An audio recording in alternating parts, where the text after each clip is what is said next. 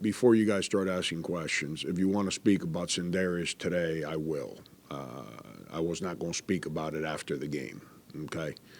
And if you want me to speak about him today, I'll be more than happy to speak. Hopefully, if you ask the question, why is he suspended, I'm not going to answer you. If you ask me the question, when's he coming back, I'm not going to answer you, because if I knew when he's coming back, I wouldn't have released the statement that we released. But I'll be more than happy to speak about our team, him, whatever it is you guys want to talk about. Frank, with that absence, I mean, you guys have played one game with it, but how difficult is it to try to replace everything that Sin gives you? I mean, is there one guy that can do that, or do you have to lean on a multiple amount of guys? Yeah, no, it's a team effort. That's one thing Dave, I've always believed is you prepare your team to play. You don't prepare your team to depend on individuals. And if you remember last year, when Mike tore his groin in that Georgia game, and he was become the kind of heart and soul of last year's team.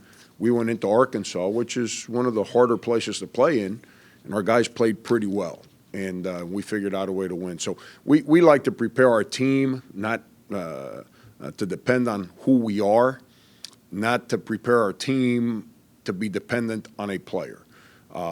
Where things get dicey is, like not one guy is going to step in and be Sindarius. There's a reason he started and other guys backed him up. But now a guy like Justin has to provide starter minutes. A guy like Dwayne, there's more opportunities for him. There's more for Chris. There's more for Mike. There's more for PJ. So they all collectively have to grab an extra rebound each, have to come up with an extra assist each, have to figure out a way to all of them score one more basket each than what they've been doing. And then you start evening out there. Where Justin has to give us the 20 minutes he's been playing. It's not like you're asking somebody, whether it be him or Hassani or Rakim, whoever, that has not played to all of a sudden play 20 minutes. Where it gets interesting, and this is my job, is how do you manage the bench minutes then? Who becomes the Justin that was coming off the bench and gives you 20 minutes? Different roles have to be, I don't want to say created, but different responsibilities have to be divvied up to different people. So that's the handful in trying to find a solution. What's going to work, what's not going to work, I have no idea. The good thing is that we've had all week to try and prepare our team to play without Sindarius. Frank, how is Sin holding up, and how are the guys holding up knowing his situation? Yeah, he's obviously he's down, but he's not going to allow his spirit to be broken. His teammates are not going to allow his spirits to be broken. He's been unbelievable since last season ended as to instilling his personality into this basketball team, and that has continued. Unfortunately, he won't play in a game, but he's going to be around practice. He is in practice. He will travel with us. He will do everything other than playing the game, and that's important.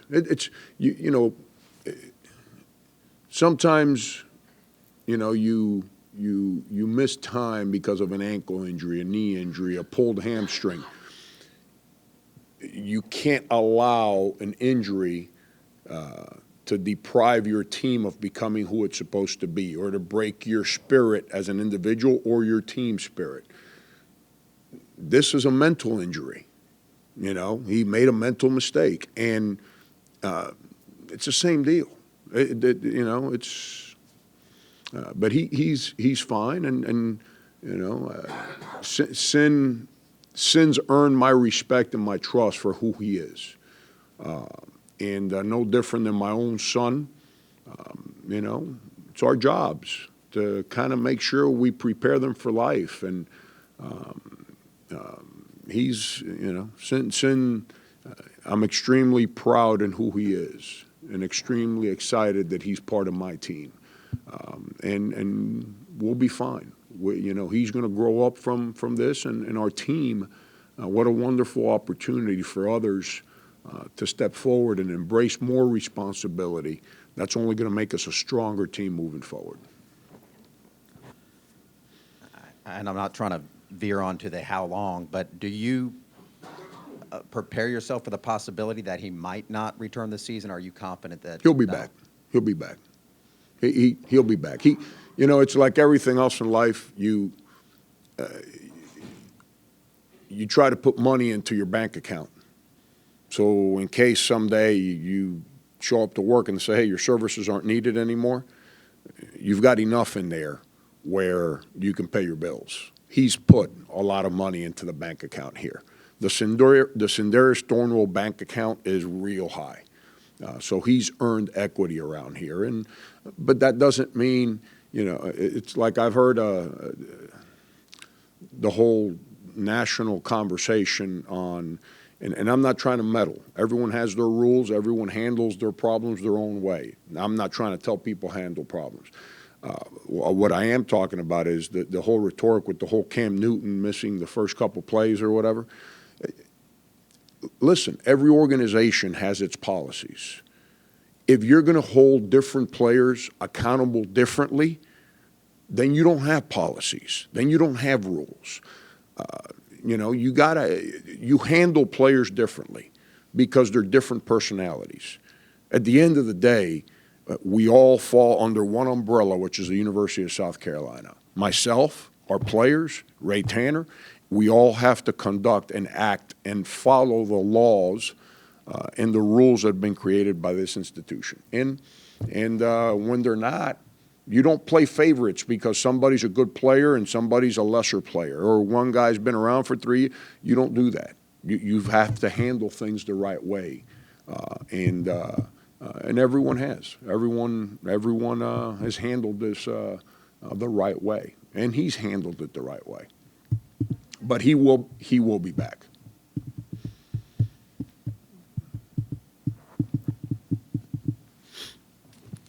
Frank, the rest of the team, TaMarcus, is everybody good to go for Seton Hall? Yeah, T still. I can't. I don't think I've ever felt worse for someone's luck. When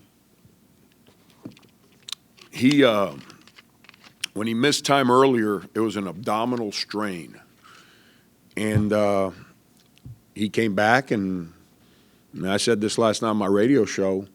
The Syracuse game, he played 4 minutes, and they were as productive of 4 minutes as anybody could have played. And you're starting to see a little confidence in him. Then he goes out in practice, and he's trying to come off a flare screen, and he's such an explosive athlete that he just kind of made a quick kind of cut, and his groin went on him. And, the body's funny. When you hurt something in the body now, it's like a domino effect. Something else starts breaking down. And so it's a groin. That's a soft tissue deal. So we've got to sit around and just let that heal. Groins and hamstrings are the worst. It's the absolute worst. But he feels a lot better, and, he's still not practicing. He will travel. Will he play? I don't know right now, Dave, between now and then. I wouldn't be optimistic, but I'm not sure. And also, on defense specifically, what do you have to do to kind of replace Sin's impact? Because he was kind of the point man a lot of the time on some of those defensive sets, right? Well, he always took on the leading scorer on the perimeter for the other team. And that's where PJ's growth as a player comes into play. Now, PJ's going to have to – there's a reason we recruited him. We thought he was real good. There's a reason that he didn't come here last year, and when the whole world was telling him how he wasn't used the right way, he laughed and he embraced what we were doing, which was teaching him how to defend and play basketball the right way so he can become the best P.J. Dozier that he can be. Well, he's starting to kind of spread his wings a little bit. So it's gonna put more responsibility on his plate. Justin's not a great individual defender. Justin's more of a zone defender. Do I have to make decisions to kind of protect him a little bit? Those are things I've got to figure out. And then you add the first-year guys. And, those guys they're trying to figure it out, no different than when Dwayne and Senderis and them were freshmen. People ask me all the time, wow, why is your defense so much better? Because Dwayne and Senderis have been doing it for 3 years. They understand what we want. When they were freshmen, it's not that they were bad. They were trying to figure it out. And our first-year guys are trying to figure it out. I'm also contemplating the thought of playing Mike at the 3 some. So, we're kind of going back and forth with that a little bit, and it's something. I don't believe in giving young players too many different responsibilities, because then they kind of have a brain freeze and they don't actually perform well in anything because they're trying to figure everything out. But we're kind of playing around with that one right now. We'll see what happens. Coach, kind of going off from that, PJ talked about earlier just how last year maybe he thought a little bit too much. He was worried maybe if he made a mistake, he'd have to look over his shoulder, and he said that he was able to develop or has developed a better relationship with you because you guys know each other better. Do you sense that when he's on the court, though, that he's not worried about making mistakes, he's just going out there and just playing his game? Yeah, and because he's a better defender, here's what he's learned. I rarely took him out because of basketball decisions. I'd take him out because of foul trouble or because of bad defensive assignments. And that's probably the first time in his life that's ever happened to him. So he had to kind of figure out, like, wow, am I not good enough? Does this guy not like me? That's part of every player-coach relationship. It's no different. Everyone thinks that you show up in college and it's like, this is easy. And it's hard, man. It's real hard. And to his credit, showed me a lot about who he is. He never ran away from being coached. And I'm going to coach people. If they don't like being coached, they shouldn't come to school here. I tell them that when I recruit them. And when they get here, I remind them of that every day, that you told me you came here because you wanted to be coached. Now that I'm coaching you, really, you going to run away from this? Is that really who you are? And he didn't. He embraced it. It doesn't mean he was happy every day. It didn't mean I was happy every day. But neither one of us ran away from the responsibility we had for one another, which is to grow closer. I say this all the time. You don't get married the day you meet somebody. You probably date. You probably go through some bad nights. You probably have some bad conversations. You probably go a couple weeks where you stop speaking to one another. But if it's going to be the right person, eventually you get to understand one another better, which makes your relationship stronger. And then at the end, you make the decision whether or not that's who you want to be with for the rest of your life. It's no different in coaching, teaching, parenting. You don't think I get mad at my own son? You don't think my own 17-year-old comes home and I kind of look at him and I'm like, dude, just stay away from me for a couple days because it's not going to be good for either one of us? It happens. That's what relationships are about. And it's dealing with those difficult moments where both people understand that we're both genuinely committed to one another. And at the end, we both want the same thing. He wants to be a great player. I want to help him become a great player. And we're all trying to get there. But yes, I totally agree with his opinion. What kind of challenges does Seton Hall present? Obviously, a couple of their players, Carrington is a high-quality scorer, and they got a double-double machine in Delgado. Experienced guys have been playing together. They've won together. Let's not forget who Seton Hall beat for the Big East championship last year. Villanova. 3 weeks later, Villanova was national champion. They're a good basketball team. They play real hard. They got a bunch of guys. When you watch them play, they're not scared of anything. They do not care who's on the other side. They're going to go play and figure out a way to win. That's kind of the kind of kids that they are. I've watched all of them play from their high school. I recruit up there all the time, so I know every one of those kids. They're good. They're good. and they're going to be at home, and we've got our hands full. And but you know what? We're pretty good too, and that's what it's about. You know, I told our players what they've earned the right to play a high-level team on a national stage, and us as a real good team too. We've earned that right. Now we've got to go out and perform and play. And I know this: they're not going to be scared, they're not going to be intimidated, and neither are we. So that's what's going to make it for a fun game. It's we both have the same kind of players on our teams. You know, I bet you if you go through and you go to all those recruiting sites, not too many people spoke about the guys on their team. I bet you. Just like not too many people spoke about some of the guys on our team. And somehow we're both pretty good basketball teams. And that's because of the character, the courage, the determination of the guys that make up our rosters. After this New York trip, 3 of your next 5 games are on the road. Can you just talk about how these 2 New York trips basically are road games, how they've helped, especially the young guys, get adapted to that? Yeah, well, the Syracuse game, it was kind of interesting because it was over Thanksgiving. So we decided to make a weekend out of it. And we had team Thanksgiving meal with the families and all that on Thursday, and just to we practiced, but just to kind of relax for a little bit and get away from the monotony of like the pressure of games and winning. And then we took the guys to Madison Square Garden to watch the Knicks play on Friday. And then we went and played on Saturday. We played Syracuse on a Saturday, right? And there was 10,000 people in Orange in the stand. So it was a road game. However, we were there for 2 or 3 days. This trip now, we're starting to get our young guys ready for what a real road game is like. Like, we will travel Sunday, get off the plane. We'll practice here, get off the plane there. There's a kind of banquet that they got set up that we have to attend, which we will. And then it's, let's go meet, let's go to bed, wake up the next day, go play the game, get on the plane, come home.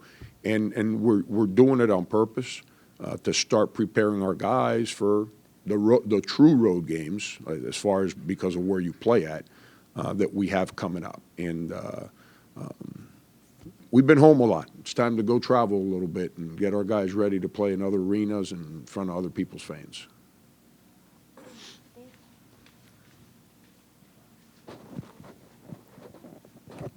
Frank, in case we don't get you before the next one, next game at USF, how good does it feel to reunite with Orlando? And you guys are the only 2 Hispanic American head coaches in college basketball, be able to call attention to that.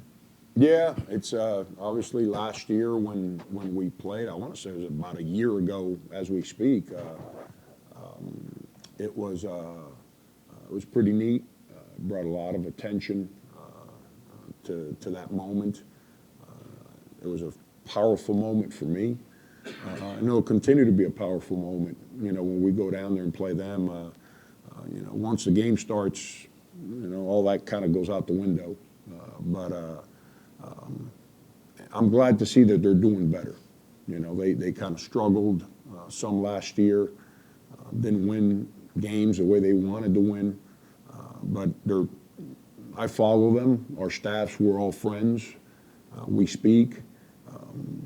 They're playing a lot better, and I'm real happy because Orlando's one of the real good guys in this business, and I don't say that because he's Hispanic. If I didn't mean it, I wouldn't say it.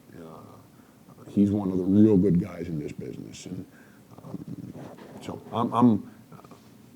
it's going to be a heck of another test for us because they're a lot better than they were last year. Their staff likes their team a lot more than they did last year, and that's obvious the way they're playing. So it's going to be another test for us to go on the road and play a team that I'm hoping ends up having a heck of a year.